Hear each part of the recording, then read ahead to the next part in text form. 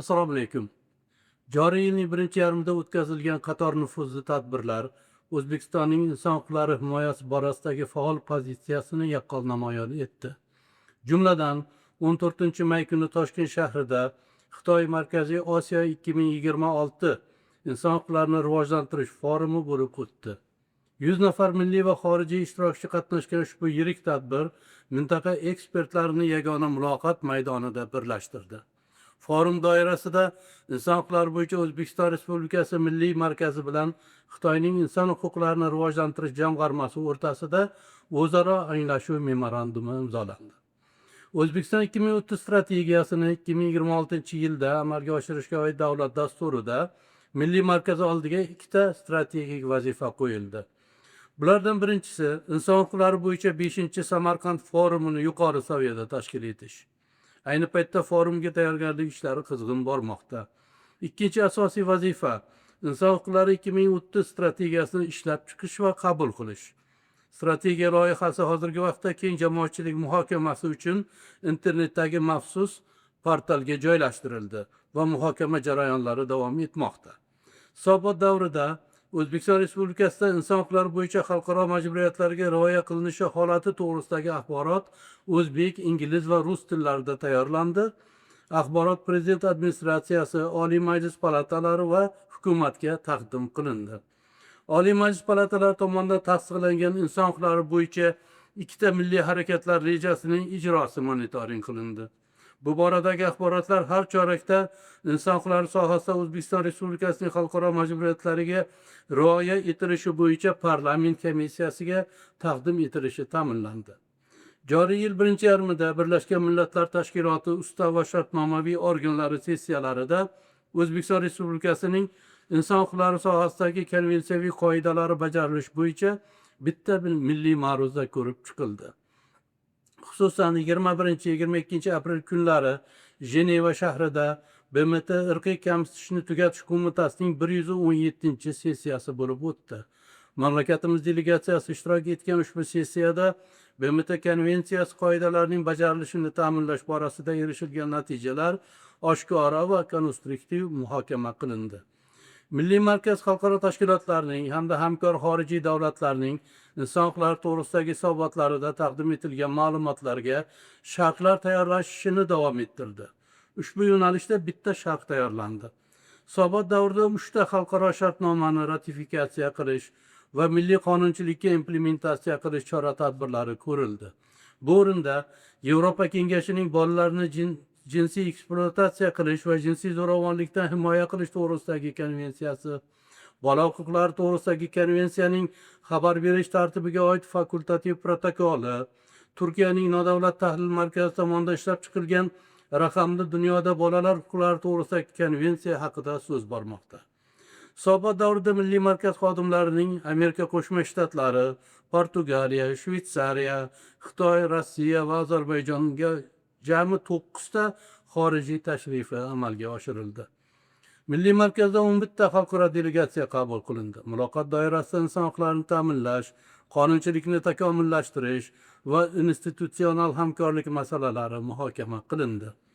BMT inson huquqlari bo'yicha kengashining maxsus tartib taomillari doirasida milliy markazga 72 ta hujjat kelib tushdi. Shulardan 60 tasi bo'yicha javob xatlari tayyorlanib, tegishli maxsus ma'ruzachilarga taqdim etildi. Bu borada shuningdek, fevral oyida inson huquqlari himoyachilari holati bo'yicha maxsus ma'ruzachi Mary Lawler bilan alohida onlayn uchrashuv o'tkazildi. Bundan tashqari, Milliy markazda 12 fevralda bo'lib o'tgan BMT inson huquqlari bo'yicha kengashining o'zboshimchalik bilan hibsga olish bo'yicha ishchi guruhining vakolati va faoliyati mavzusidagi seminarda BMT inson huquqlari bo'yicha kengashining ushbu ishchi guruhi raisi ma'ruzachisi Ganna Yutkovskiya asosiy ma'ruzachi sifatida ishtirok etdi. U ishchi guruhning vakolati, individual murojaatlarni ko'rib chiqish tartibi, shoshilinch choralar ko'rish mexanizmlari, shuningdek davlat hokimiyati organlari bilan hamkorlik amaliyoti haqida tushuntirishlar berdi. Hisobot davrida Milliy markaz advokatura to'g'risidagi qonunning bir qator normalari konstitutsiyaga muvofiqligini aniqlash yuzasidan murojaat tayyorlab, konstitutsiyaviy sudga yubordi. Konstitutsiyaviy sudning 10-iyundagi sud majlisida ushbu normalar Konstitutsiyaning 29, 65 va 141 moddalariga muvofiq deb topildi. Milliy markaz tomonidan hisobot davrida jami 49 ta normativ huquqiy hujjat huquqiy ekspertizadan o'tkazildi. Shulardan 32 tasi qonun, 5 tasi prezident farmoni, 6 tasi prezident qarori, 4 tasi vazirlar mahkamasi qarori, 2 tasi vazirlar mahkamasi farmoyishi loyihalaridir. Ushbu loyihalarni takomillashtirish bo'yicha jami 92 ta taklif bildirildi. Shu bilan birga Milliy markaz tomonidan inson huquqlarini himoya qilish tizimini yanada mustahkamlash, xalqaro majburiyatlarni bajarish hamda inson huquqlari sohasidagi ta'limni rivojlantirish maqsadida bir qator muhim tashabbuslar amalga oshirildi. Jumladan, 2 ta normativ huquqiy hujjatning ishlab chiqilishi ta'minlandi va ular qabul qilindi. Vazirlar Mahkamasining 2026-yil 3-marta qabul qilingan O'zbekiston Respublikasida inson huquqlari sohasidagi jahon ta'lim dasturining 5-bosqichini amalga oshirish chora-tadbirlari to'g'risidagi qarori shular jumlasiga kiradi. Shu asosda inson huquqlari sohasida xalqaro standartlar va milliy qonunchilik mavzusida mamlakat miqyosida Qoraqalpog'iston Respublikasi, barcha viloyatlar va Toshkent shahrida 14 ta seminar trening tashkil etildi. Ushbu mashg'ulotlarda joylardagi ichki ishlar organlari huquqbuzarliklarning oldini olish bo'yicha mahalla fuqarolar yig'inlari profilaktika inspektorlari jami 5255 nafar tinglovchi ishtirok etdi. Shuningdek, Toshkent shahri, Toshkent, Buxoro va Xorazm viloyatlarida qiynoqqa solishga qarshi kurashish mavzusida o'quv kurslari o'tkazildi. Bu mashg'ulotlarda 4 ta hududdan jami 268 nafar sud, prokuratura va ichki ishlar tizimi xodimi qatnashdi. Inson huquqlari uyida 30-aprel kuni inson huquqlari bo'yicha O'zbekiston Respublikasi Milliy markazi hamda O'zbekiston Respublikasi Odil sudlov akademiyasi o'rtasida o'zaro hamkorlik bo'yicha memorandum imzolandi.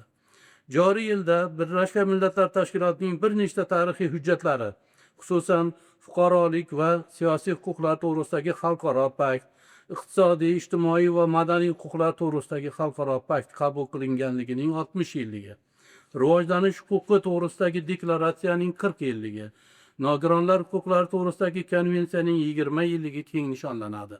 Shu munosabat bilan Milliy markazda 4 ta alohida chora-tadbirlar dasturi ishlab chiqildi va izchil bajarilmoqda. Milliy darajada 2 muhim sana: O'zbekiston Respublikasi davlat mustaqilligining 35 yilligi hamda inson huquqlari bo'yicha O'zbekiston Respublikasi Milliy markazi tashkil etilganining 30 yilligi munosabati bilan qator xalqaro va milliy tadbirlar o'tkazish rejalashtirilgan. Bu boradagi ishlar ham jadal davom etmoqda. E'tiboringiz uchun rahmat.